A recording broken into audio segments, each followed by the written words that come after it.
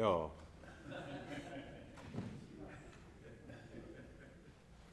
Nou sê, môre broeders, welkom. Ook by die klasse se ouderlinge toerusting.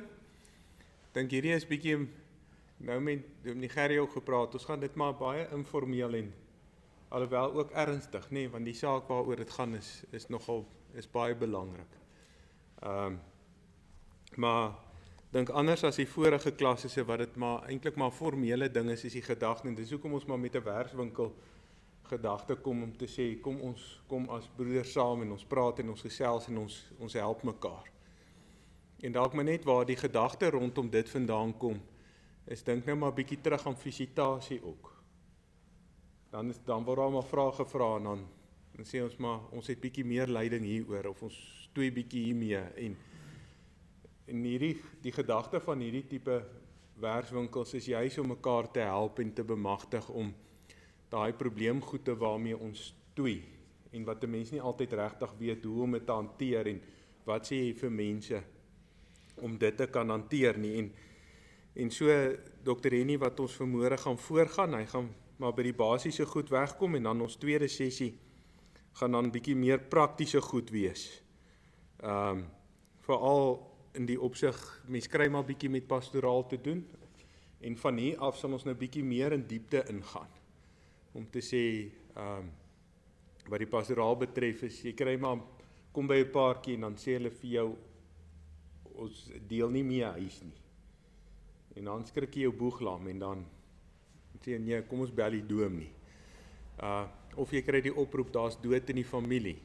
En hoe hanteer mens daai tipe gesprekke en besoeke? So dit is waarop ons vorentoe gaan voortbou, maar hierdie is vir ons 'n goeie basis en 'n wegspringplek om bietjie ons sal later by uitkom ook maar by die dankoffers en tug en daai goede wat 'n mens baie keer moet hanteer, maar baie keer so half omseil of ligtelik hanteer omdat mens nie altyd weet hoe om dit te hanteer nie.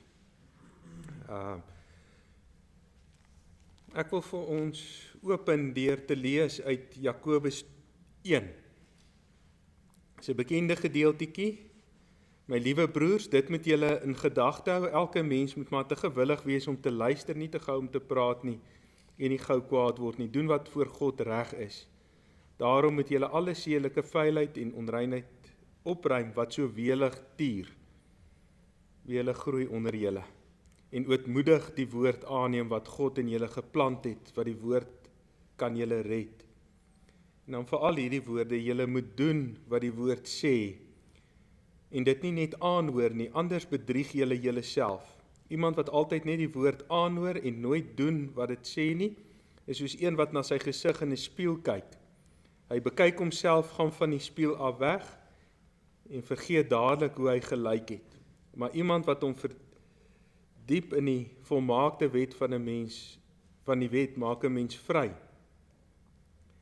En wat hom daaraan hou en nie vergeet wat hy hoor nie, maar dit doen. Hy sal gelukkig wees in wat hy doen. Ek lees vir ons tot sover.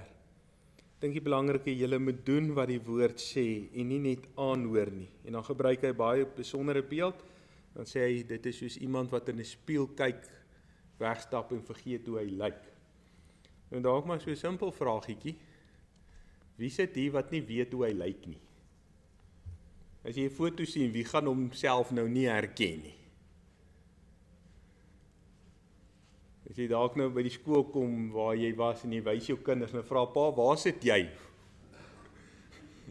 Ek weet ek het rugby gespeel, ek dink ek het links agter gestaan. Nee, as jy op 'n foto sien, dan herken jy jouself. Jy weet wie jy is. Eintlik so iets klink half ondenkbaar dom. Want wie weet nie hoe hy lyk nie. Jy kyk elke dag vir jou in die spieël. Maar dalk ietsie hier ter versagting, want as ons hier van spieël praat, dan is dit nou nie soos wat ek en jy vandag aan 'n spieël dink nie. As jy na die geskiedenis van spieëls kyk, hierso eers in die 15 of in die 13de eeu, het spieëls begin vorm aanneem waar jy redelik 'n mooi prentjie van jouself kan kry. Waar hulle blinkmetaal agter 'n glas geverf het en toe kan jy jou redelik mooi sien. Maar voor dit, die so natuurlike spieëls het al van 6000 voor Christus, toe was mense al bekommerd oor hoe hulle lyk. Nee, of die hare reg is en die goed in plek is. En toe het hulle gepoleerde vulkaniese steen gebruik, meer daar uit Anatolië se wêreld uit. Toe hier van 4000 voor Christus tot so 1000 voor Christus, het die Egiptenare, Mesopotamiërs, die Romeine, het 'n gepoleerde skywe gehad van silwer of van koper of brons. Nou kan jy self bietjie daarin kyk nou as jy dalk in die weermag was of jy moes vir 'n prysuitdeling 'n trofee skoonmaak, het hulle gesê jy moet daarom jouself so bietjie daarin kan sien. Maar jy gaan meer buitelyn en goed en jy gaan jou redelik kan sien, maar dan hang dit ook maar baie van die oppervlakte af. En as jy ook maar gaan dink daai tipe spieëls as hy in die huise staan het hy redelik behoue gebly, maar as jy nou met hom rondgery het hy maar sy stampies en sy merkies en goed gekry, dan het jy nie altyd so 'n mooi prentjie van jouself gesien nie. En so is dit eers in Fenisië waar hulle begin het in die 13de eeu, met of 'n mengsel van kokend tin of tin en mercury wat hulle agter glas, en toe was dit 'n baie duur proses en 'n baie gevaarlike proses. En as hier van spieël gepraat word, dan moet ons maar dink aan daai blink gepoleerde stuk metaal, van silwer of so, waar, en dan jy kan jou redelik mooi sien, maar dit is ook nou nie heeltemal 100%. En dan is dit by hierdie beeld wat hy aansluit. Wie kyk in die spieël, draai om. Jy kon water ook gebruik het, water gee vir jou 'n bietjie 'n beter beeld. Maar die gedagte waarby hy hier wil uitkom, is waarvoor is 'n spieël? Spieël is eintlik maar daar om jouself te sien, maar meestal om korreksies aan te bring. Vrouens is nogal lief vir 'n paar kosmetiese veranderinge. Nee, kyk of die lipstifie nog reg is, of die goedjies om die oë. Hulle wil daarmee enige gebreke of dinge toemaak, bedek. En dan sit hulle onderlaag en al daai goedjies op. Ekskuus tog. En dan is dit die gedagte waarby hier aansluit. En dan soos 'n spieël hierdie funksie van korreksie verrig, so is die Here se woord ook. Ek moet na die woord kyk, my lewe daarin meet en dan vra, hoe is dit in pas? Maar dan is hierdie oefening eintlik ook maar vertaal en verniet, as jy nie op die ou einde gaan en dit gaan doen en gaan toepas en uitleef nie. En dit is hoe ons ook maar vandag wil begin. Ons kan baie toerustings hou, ons kan baie geleenthede skep, ons kan baie moeite doen, ons kan baie inligting oordra. Dalk die gedagte, soos wat jy hier dinge hoor, speel jouself, meet, kyk, waar staan ek, hoe doen ek dinge? Wat is dalk die dinge wat ek dalk bietjie kan verander, kan verbeter, kan byleer, om dit nog beter te maak? Want die beginsel is maar, Apostel Paulus skryf ook, dan sê hy, iemand wat die ouderdomsambt begeer 'n voortreffelike ambt. Nee, en daai begeerte het nou nie in die sin van 'n sondige staat nie, maar dis daai wat daai hinkering het, om diensbaar en bruikbaar vir die Here te wees. Maar dan is dit ook so, dat 'n mens moet maar handig wees, behendig. En daarom die gedagte, soos ek in die begin gesê het, is hierdie geleenthede om op 'n informele, rustige manier bietjie by mekaar uit te kom, te hoor, saam te gesels. Die gedagte is ook maar, jy gaan voorgegaan word, maar jy het ook self ervaring, die Here het al met jy ook 'n pad geloop, en jy het bepaalde dinge geleer. En met die genade en die wysheid wat die Here vir ons gee, om mekaar te help en by te staan, om aan daai voortreffelike werk te kan doen. Want dit gaan op die ou einde oor die kudde van die Here. Die wat hy aan ons sorg toe vertrou het, die wat na ons moet kyk, laat ons hulle mooi en goed kan versorg. Kom ons bid saam.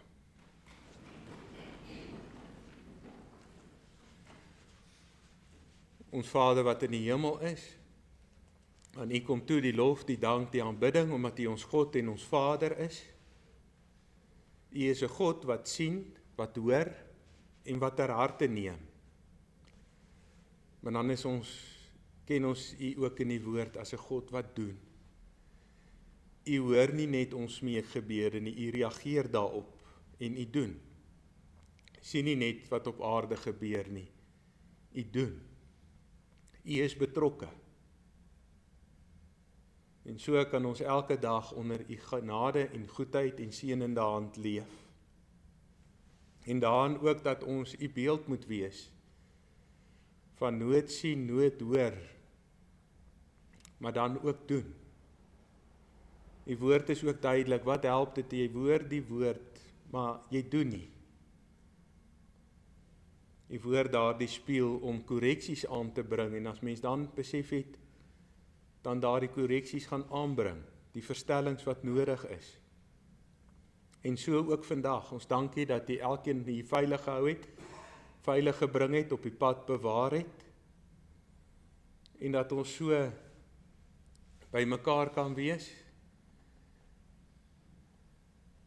onder die geklank van die woord, onder die leiding van U Gees. En ook vir Dr. Henny wat ons vandag gaan voorgaan, dat hy hom ook as instrument gebruik, maar ook elkeen mekaar.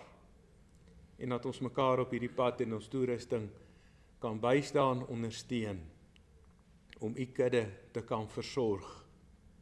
En dit te doen soos wat U dit wil hê en soos wat U woord ons leer om dit te doen. En so ons bede, gee ons 'n leergierige gees, gee ons geopende ore en help ons om dit wat ons hoor ook te gaan doen. Want anderste is vandag ook te vergeefs. Om Jesus wil bid ons dit. Amen. Kom ons, net om ons lekker te laat afskop, kom ons sing ook ietsiekie saam. Dink kom ons sing sommer Psalm 146 se eerste versie. Prys die Here met blye galme. Asseblief Neville.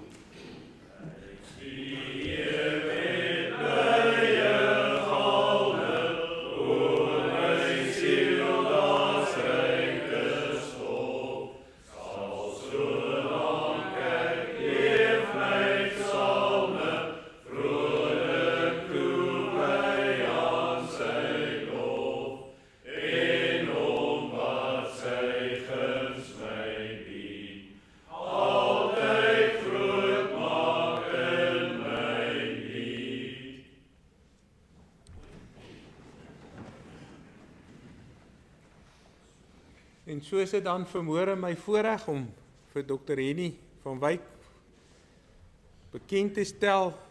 Hy is daar emeritus predikant daar by ons. Hy het daar op 'n paar plekke gewerk, Christiana en Primrose en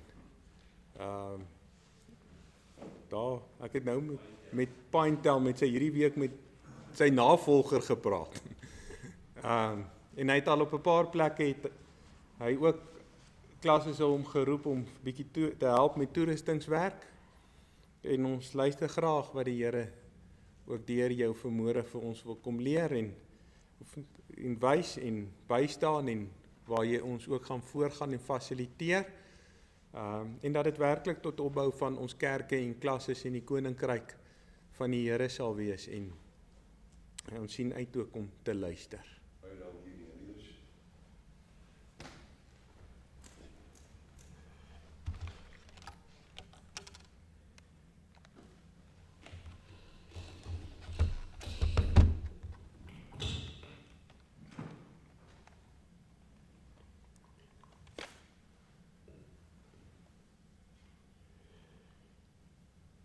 Dink hierdie tipe van ding is gemaak om 'n dominee nederig te hou. Dit lyk my nog in die verkeerde oorhok. Right, broers, ek wil vra dat julle elkeen julle selfoon uithaal asseblief. Haal net vir my uit. Het jy nie een hier nie? Ja, as hy. Maak asseblief vir my jou kamera oop. Jy kan dit ook doen. Ja. Ok, dan as julle sien die kamera oop is daar so 'n boksiekie wat om omdraai dat jy jouself kan sien. Nee, praat van die selfie. Ok, wat julle moet kyk na julle selfies. Dis so amper iets wat meneer Nelius nou van gepraat het. Wie sien homself nie? Kobus, het jy nou jou foon nie hier gebring nie? Ok, ek sê jou vergewe. Ok, kyk asseblief mooi na daai ou wat daar is. Daardie ou is deur God geroep om ouderling, diaken, predikant in die kerk te wees.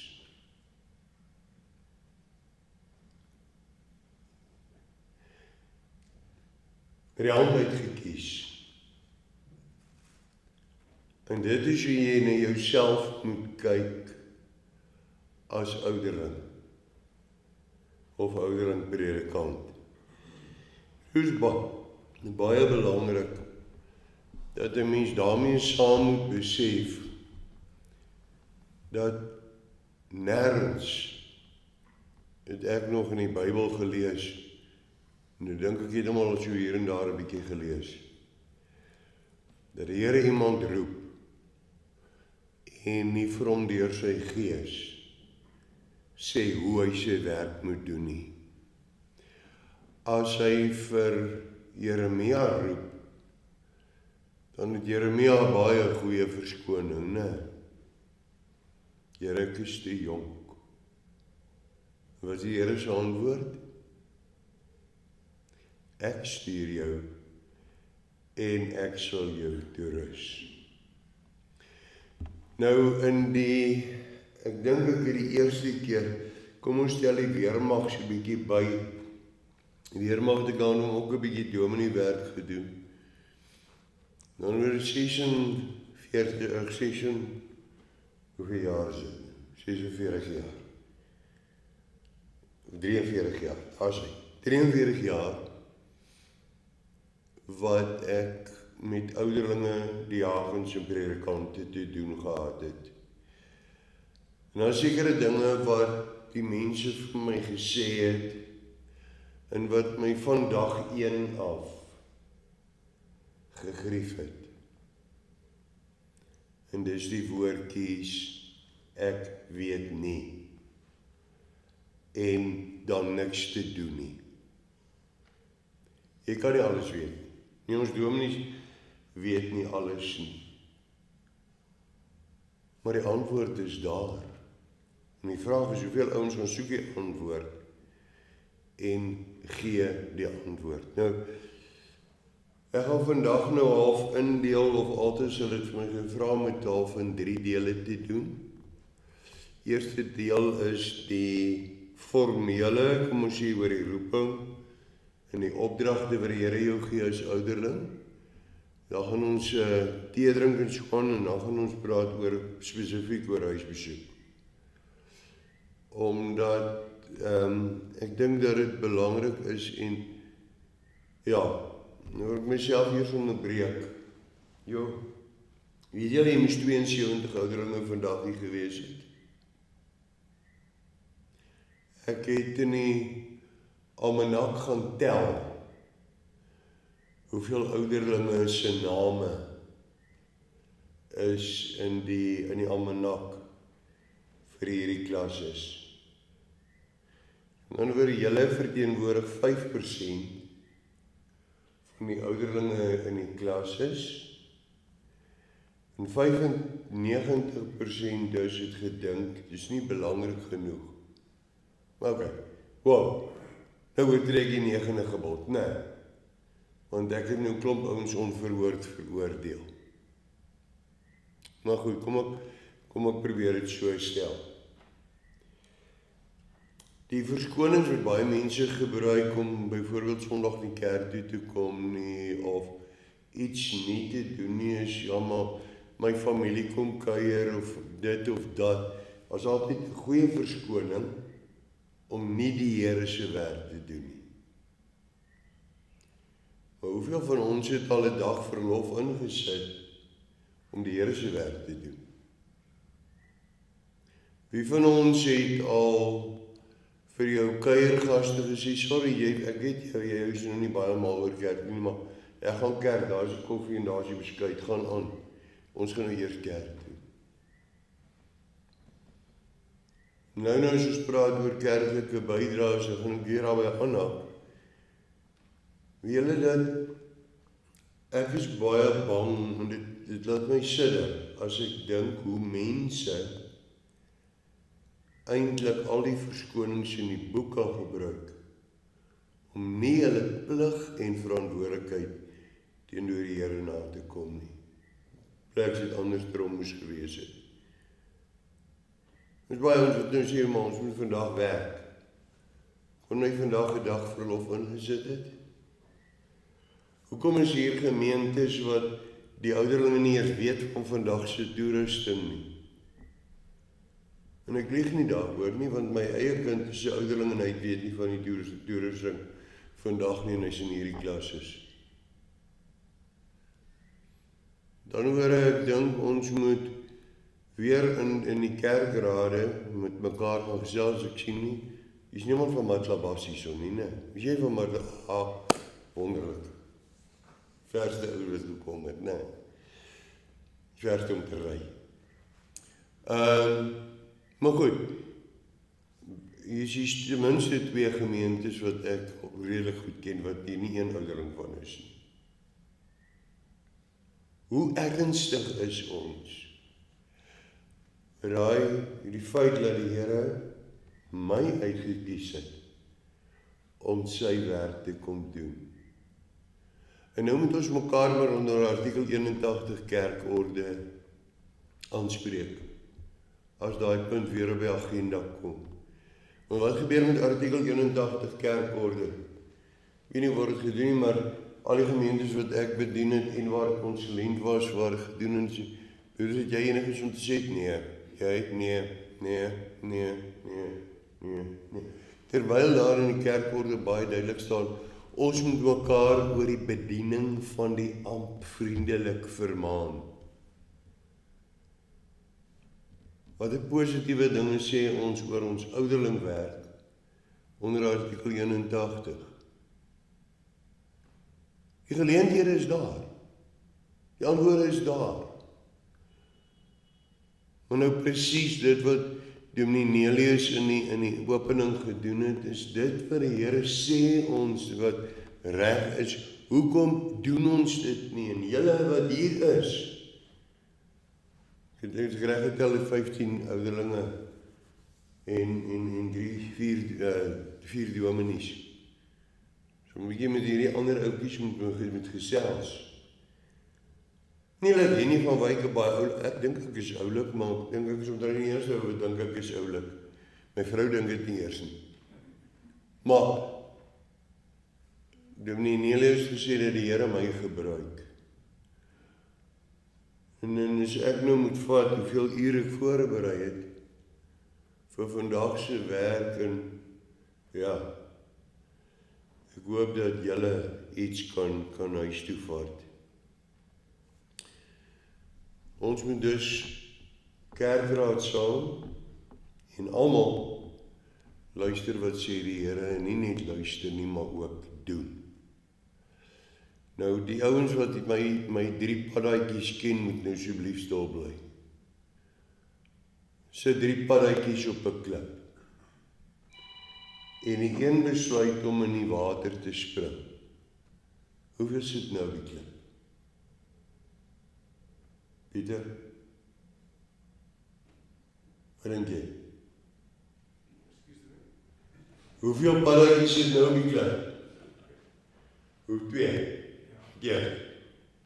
Verkeerd. Al 3. Hy het besluit om dit te doen, hy het nog nie gedoen nie. Broers, dit help niks. Ons besluit dinge en ons doen dit nie. Dit is verskriklik belangrik dat ons sê, ons besluit om die Here beter te dien. En dis heerlik, ek het dit vanoggend toe ek nou nog so in die kooi lê, het ek gedink, ek wil besluit om vandag dit en dit en dit te doen, maar en dit nog nie gedoen nie. En besluit maar 'n bietjie om werk toe te gaan. En dan doen jy dit nie en kyk wat jy by die einde van die maand wat gebeur. Besluit om vir jou vrou 'n blom te gee, moet dit nie gee nie. Kyk wat gebeur. Maar dis die dinge wat ons sien. Maar die dinge wat ons nie sien nie is God. Maar God sien dit. So, baie belangrik dat julle moet elkeen vir julleself sê, God het my geroep, maar ek het 'n verantwoordelikheid. Ek moet, en dit staan voor op ons katekisasieboekies. Ek weet nie julle al gekyk het die oor die synode uitgee die katekisasieboekies. Daar's 3 woordjies voor by katekisasieboekies. Wie van julle gee katkisasie? Watter 3 woorde staan daar? Sê weer? Ken, vertel en doen. Hand, en kop, hart en hand. Presies wat met die opening gesê is. Geloof sonder werke is niks werd nie. Ek hou van 2 Russiese woorde wat ek gaan vandag gebruik. Die eerste Russiese woord wat ek gereeld gebruik is boggerol.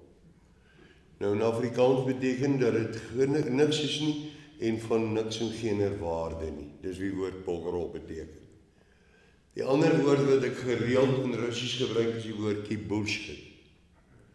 Nou bullshit beteken in Afrikaans wanneer jy jouself mislei of ander mense mislei sonder om die waarheid te praat. Dis die woordjie bullshit beteken. Goed, so as ek die 2 woorde gebruik, ek vloek nie broers en sê, dis Russiese woorde wat julle asseblief in Afrikaans moet verstaan. Ons het dus kennis. En die kennis is in die Bybel. En nou is dit baie moeilik om as jy huisbesoek moet doen of werk moet doen om gou-gou deur die hele Bybel te blaai en te kyk wat sê God oor 'n spesifieke saak. Maar ons ou voorvaders het al die werk gedoen, ons moet dit net gebruik. Dis hoekom ons 'n belydenis het. Dis hoekom 'n katekismus is, wat is daar oor ons geloofslewe wat nie in die katekismus staan nie. Die enigste wat die katekismus so bietjie skraal op is uitverkiesing. Maar daarvoor het ons die Dordtse leerreëls. En as met iemand van 'n ander kerk praat, het ek die Nederlandse geloofsbelydenis.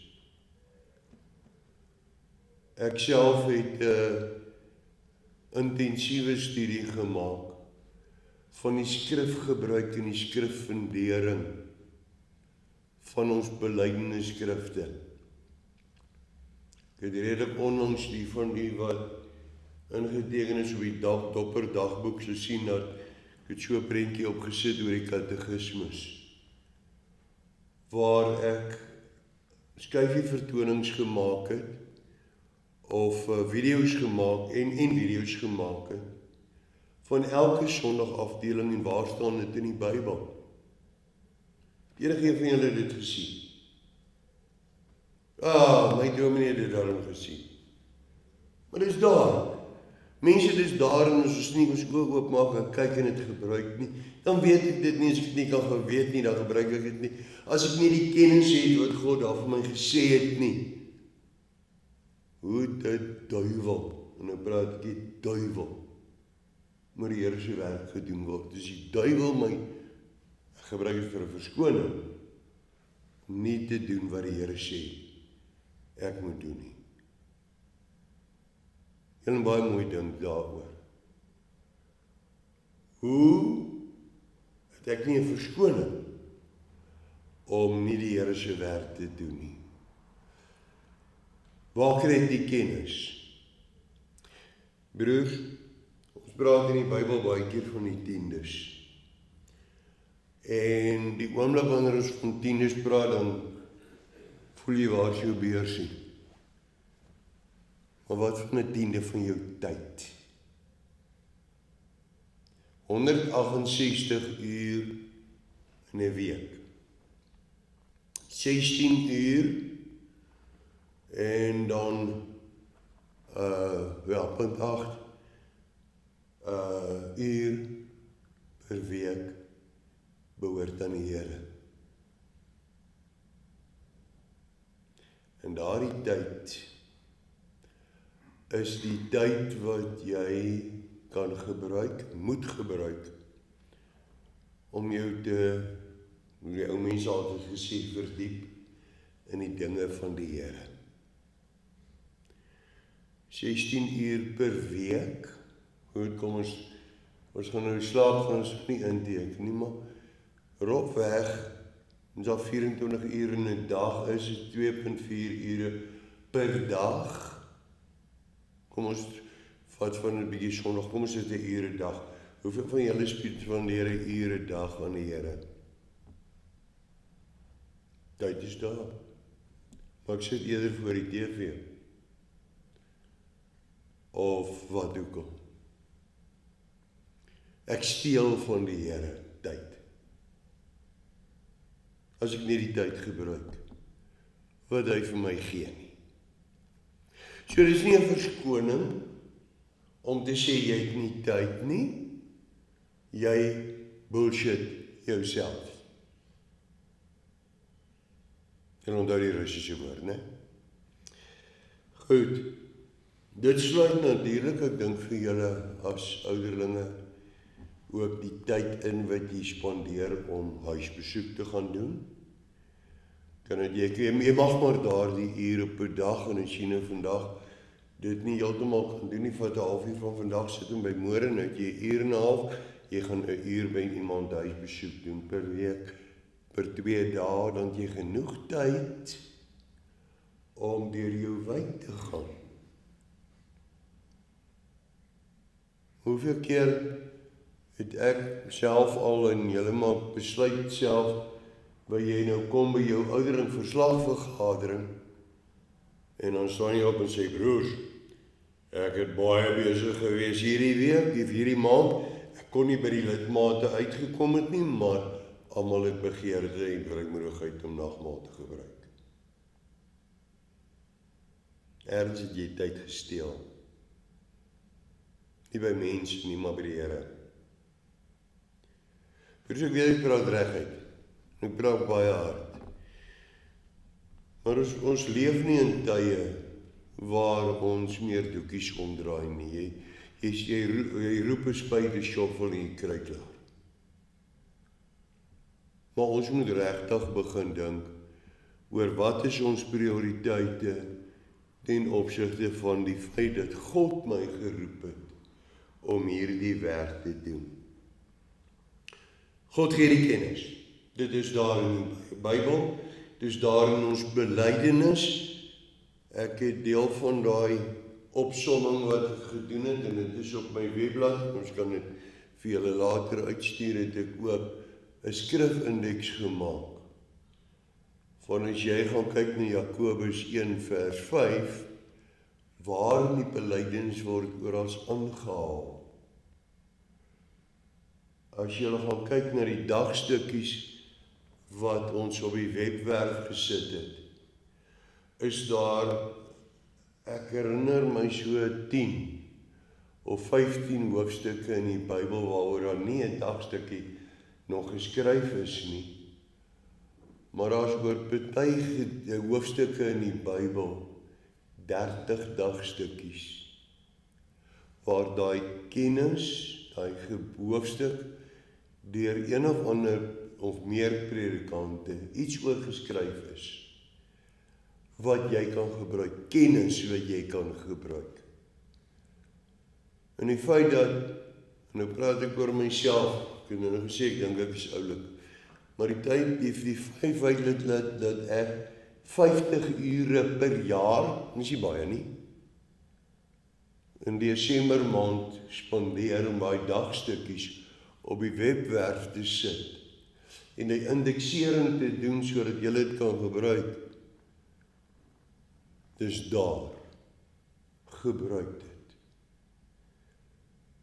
So, ek gaan nou as ons praat oor die huisbesoek, gaan ek weer doen gaan 'n bietjie praat oor die voorbereiding van huisbesoek, maar dink maar 'n bietjie daaroor.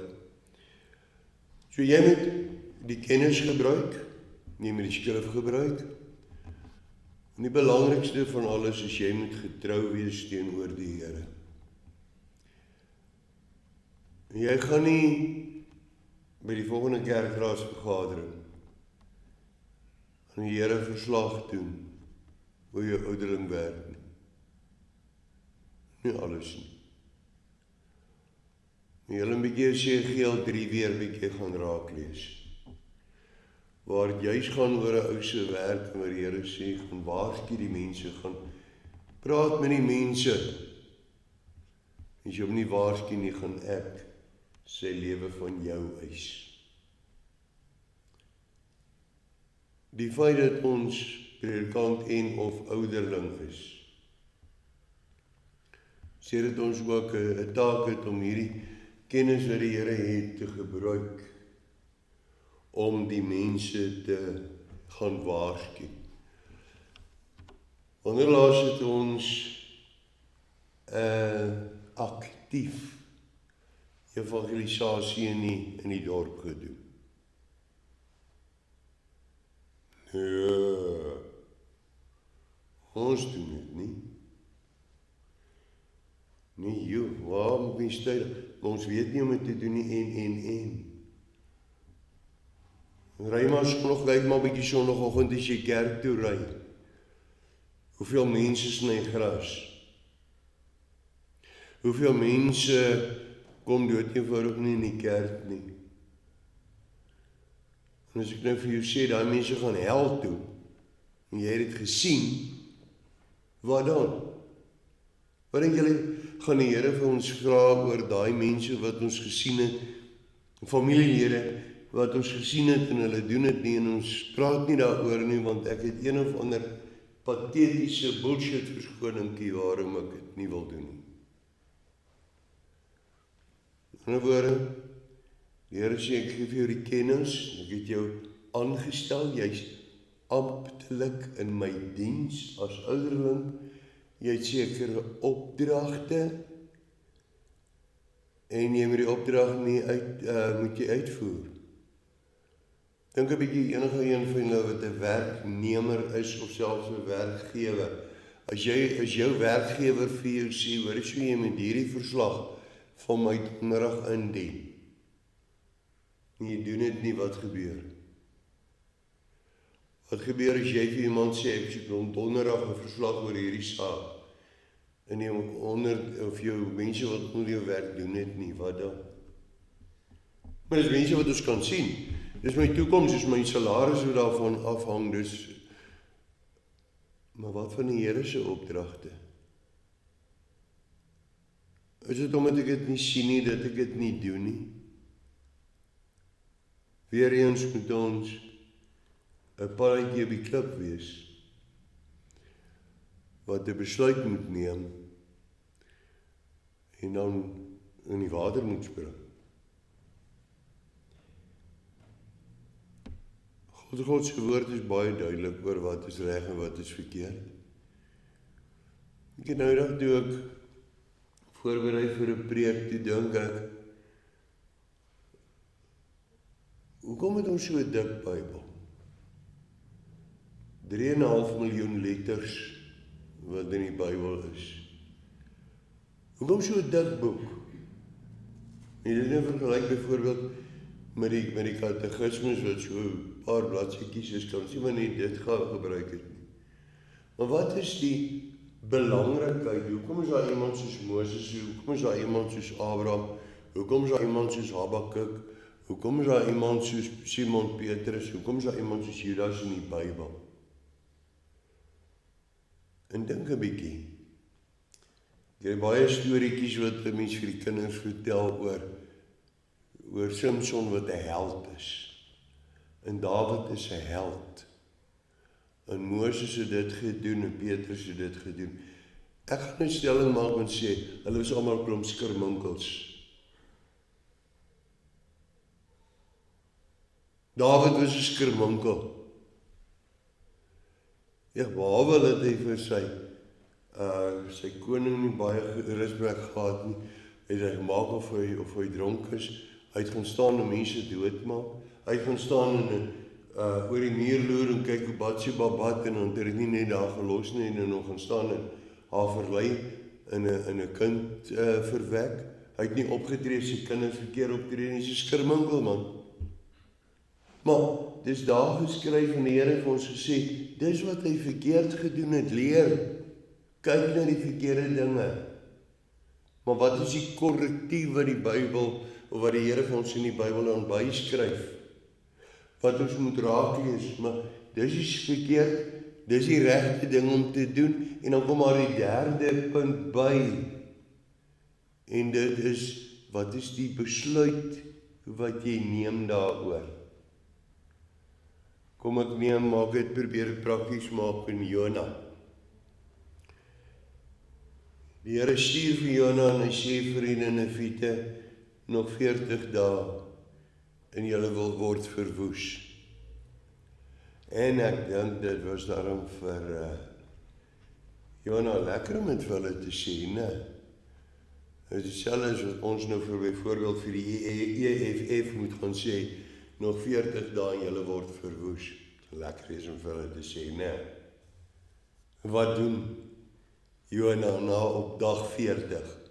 Hy gaan sit op die koppie en hy kyk hoe word Ninive verwoes. Wat gebeur? Niks. En dan word hy kwaad vir die Here, né? Want die Here het vir hom 'n opdrag gegee en die opdrag het nie uitgekom nie, maar kom ons dink bietjie mooi. Wat was die boodskap? Nog 40 dae. Maar wat moes die mense se reaksie gewees het? Of ek doen niks of ek bekeer. En hulle het hulle bekeer.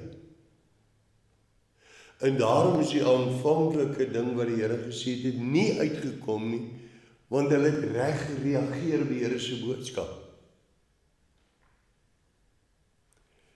En dan word Ninive nie verwoes op dag 40 nie. Jona word kwaad en sy bles word lekker gebrand deur die son. En dan eindig die boek daarso. En dan lees ons 'n bietjie verder by die boek Nahum, dat hierdie bekering het nie lank gehou nie. En dat die Here dan sê, hy gaan van Ninive spektakel maak. En uiteindelik is Ninive verwoes, want hulle het nie geluister nie. Met ander woorde, die Here sê vir ons, dis die sonde wat die mens doen. Dis wat die regte ding is om te doen.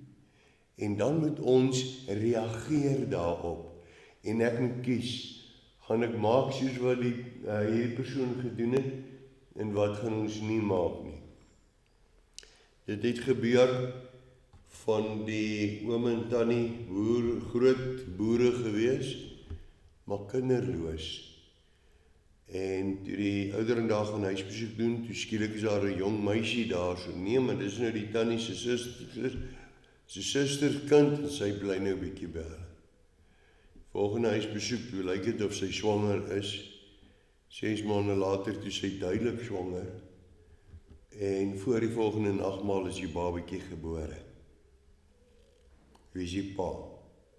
Nee, die oom is die pa. Ons het gedoen wat in die Bybel staan.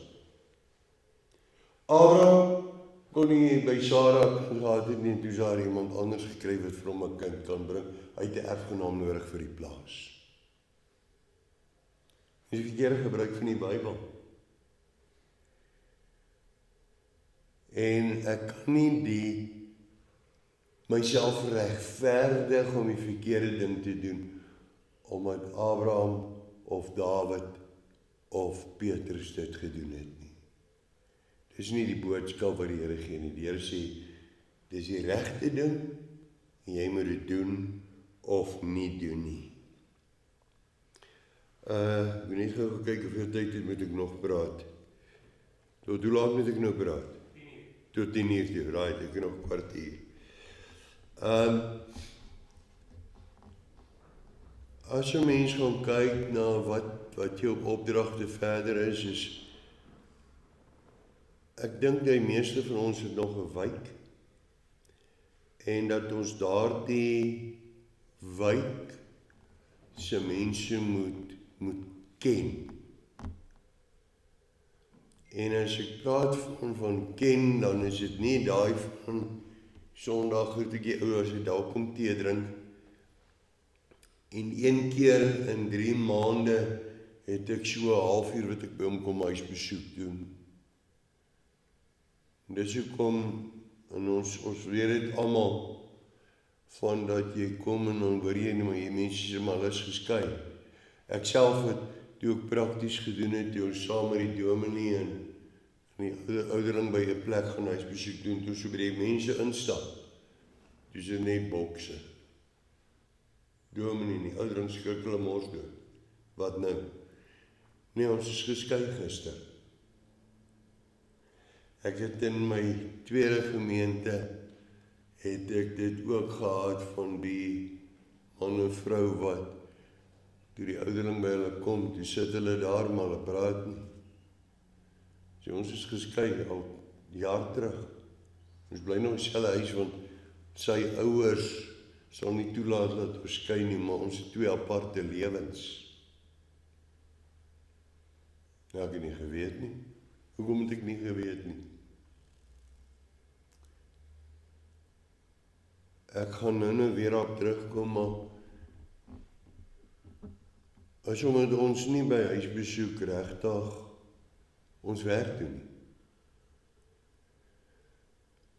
As jy van die uur wat jy by mense spandeer vir 'n huisbesoek, hoeveel tyd spandeer ek aan watter sake?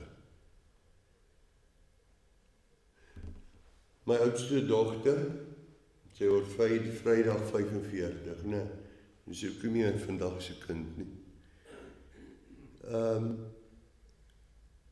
Was as jong dogter in Pretoria in 'n woonstel gebly elke Sondag in die kerk. Nou sy's 'n apteker wat op daai stadium by Pretoria Oos Hospitaal die apteker was wat in beheer was van voorraad. En hulle omset, en nou praat ek van 20 jaar terug, was ongeveer 15 miljoen rand per maand. Net die apteek, net die medisyne wat in en uitkom. En sy was verantwoordelik om te sorg dat al die medisyne altyd daar is en dis meer so behalwe hulle het vir haar gewone aptekerswerk wat sy gedoen het sy nog hierdie ekstra verantwoordelikheid gehad. My kind het 6 uur in die oggend voor sy gejaag om die verkeer verby te gaan dat sy by Pretoria Oos Hospitaal kan kom.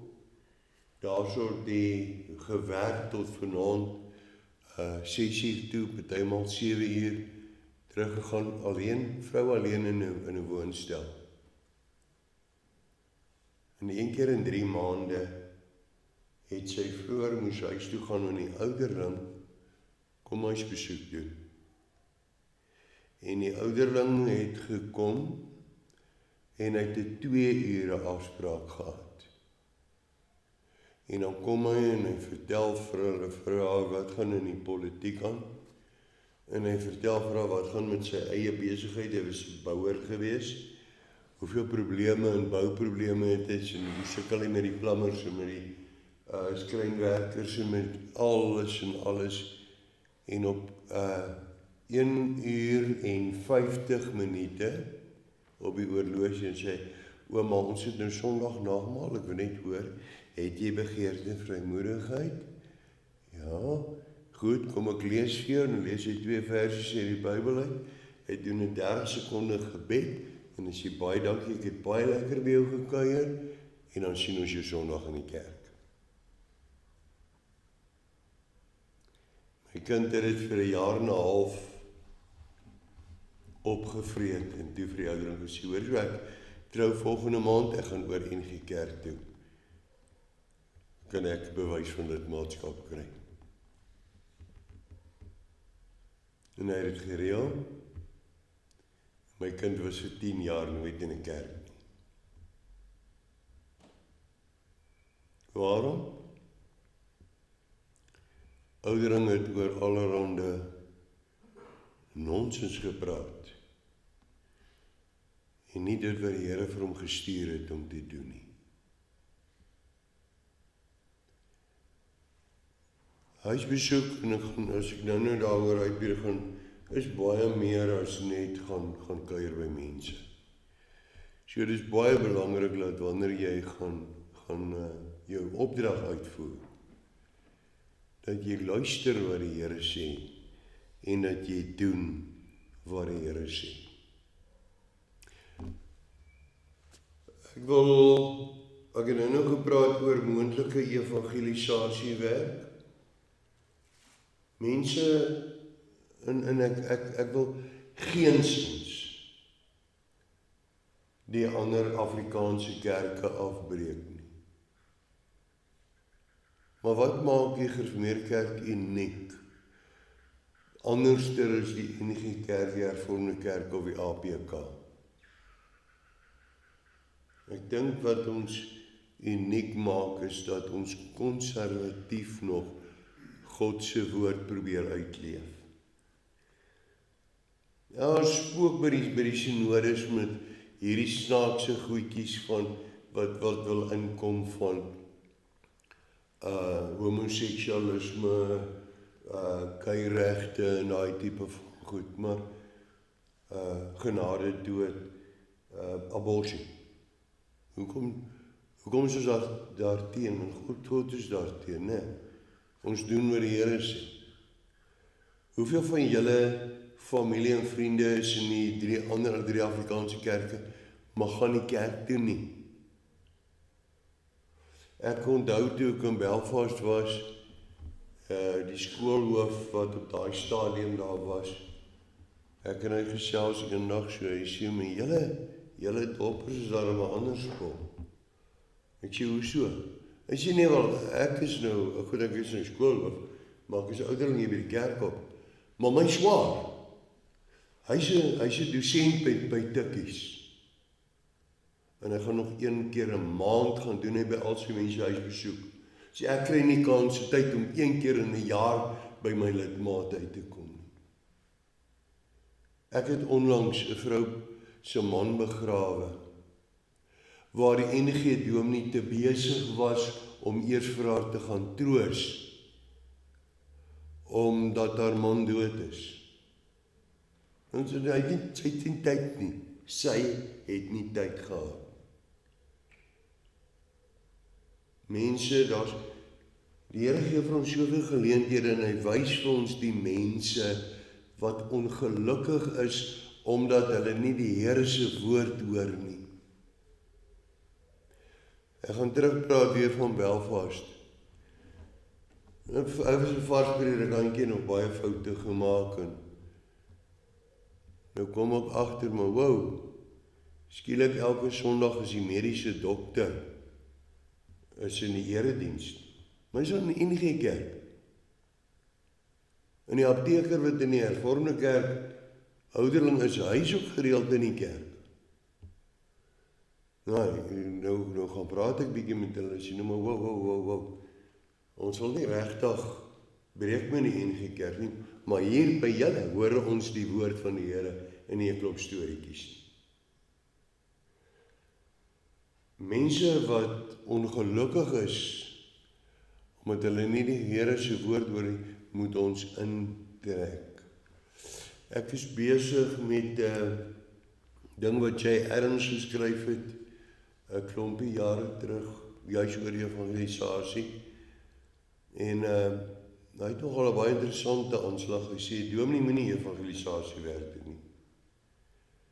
Eintlik moet 'n ouderling ook nie evangelisasie werk doen nie. Jou lidmate moet dit doen. Ek het my doktorsgraad gedoen op die Mormoonse kerk. In al die wêreldgeskiedenis is die Mormoonse kerk, of die Latter-day Saints, is die kerk wat oor 150 jaar die grootste groei getoon het. Vandag nog. En ek het gaan kyk na hulle evangelisasie metode. En hoewel hulle afpersing op hulle lidmate verkeerd is, wat doen hulle?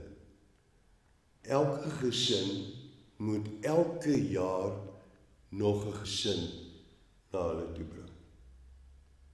1 gesin per jaar. En wat gaan gebeur as ons dit met die gereformeerde kerk te doen? Dan beteken dit ons is volgende jaar dubbel so groot as wat ons hierdie jaar is. Maar dis die regte metode. Hulle pers hulle mense natuurlik af. As hulle dit nie doen nie, dan is daar klomp voorregte wat hulle nie kry nie. Maar ons wat hierdie enorme voorreg het, wat hierdie enorme skat het van God se genade, dis te skaam om daaroor te praat. Dis te skaam om dit uit te dra en vir die mense te sê daarvan. Hoeveel van julle het al vir die Jehova getuie, as jy weer op 'n Sondagoggend by die deur klop, weggestuur en gesê, ek het my kerk. Jy het hom hel toe gestuur. Seer baie kras, maar hy glo nie in Jesus Christus nie, al bely hy hom op 'n manier. Jy moet hierdie dinge wat die Here op jou pad bring, moet jy gebruik om die mense nader na God toe te bring, nie na die dopperkerk toe nie. Nie na jou toe nie, nie na jou dominee toe nie, maar die Here toe. In Potchefstroom is daar 'n AGS kerk, nou van die universiteit af net so oor Waarshoedspruit gaan, lê op so by die linkerkant en ons daar groot klippe met hande wat so biddend staan en ons staan daar onder, ons gee om. Hoeveel keer het ons al van mense gesê, God gee om? 90% en die nie meer nie, van mense wat uit die kerk uitgaan, se siening is, God gee nie om nie. Hoekom nie? Toe my man dood is, of toe my vrou dood is daar niemand om my te besoek nie. Ek het nie God se woord gehoor. Nou praat ek uit dit eie ondervinding uit. In die jaar, wat was dit? 2000. Pleeg my broer, hy skiet eers sy vrou dood, en toe skiet hy homself dood. Op die voorblad van Beeld gewees. Wie het my besoek? Niemand. Nie my wijkouderin nie, nie my kollega nie, niemand. En dan gaan iemand uit die kerk uit, en ons neem kennis, om partymal met leedwese, dat hierdie persoon gemeenskap met die kerk opgeset. En ons vra nooit die vraag, wat het ek as ouderling nie gedoen nie? Wat het ons as kerkraad nie gedoen nie? Ek wil afsluit en ek wil vra die gelykenis van die barmhartige Samaritaan. Ek glo ons het hom almal 'n paar keer deurgelees. Maar het julle al mooi gekyk na wat was die antwoord vir die vraag wat Jesus gevra het? Hulle het eintlik vir Jesus toe om die gelykenis te begin gevra, Here, wie is my naaste? En dan vertel die Here ons die gelykenis. En as hy dan vir hulle die teenvraag vra, maar wie is dit? Dan sê hulle oor die ou het goed gedoen het. Hulle het nooit die vraag geantwoord vir wie is my naaste nie? Wie is jou naaste? Nie Julius Malema nie. Maar daai ou wat my pad kruis. Die ou wat langs die pad lê. Wat ek sien. Hy is my naaste. Daar's een woord wat nie ooit in ons kerk gebruik mag word nie. En dis die woordjie toevallig. Niemand kruis jou pad toevallig nie. Maar die Here gee baie kere, is daar dinge wat hy toelaat, wat gebeur, verkeerde dinge. Maar dan kruis dit jou pad, en jy's die een wat moet vir hom gaan sê, maar dit is die Here se antwoord. Ek gaan in die volgende sessie gaan ons bietjie praat oor huisbesoek self, en ek het spesifiek as ek gevra oor hoe doen ek huisbesoek ten opsigte van die kerklike finansies, ek gaan dit dan ook doen. En dan in die laaste sessie gaan ons 'n bietjie gesels oor ons praktiese werk, wat moet ons doen.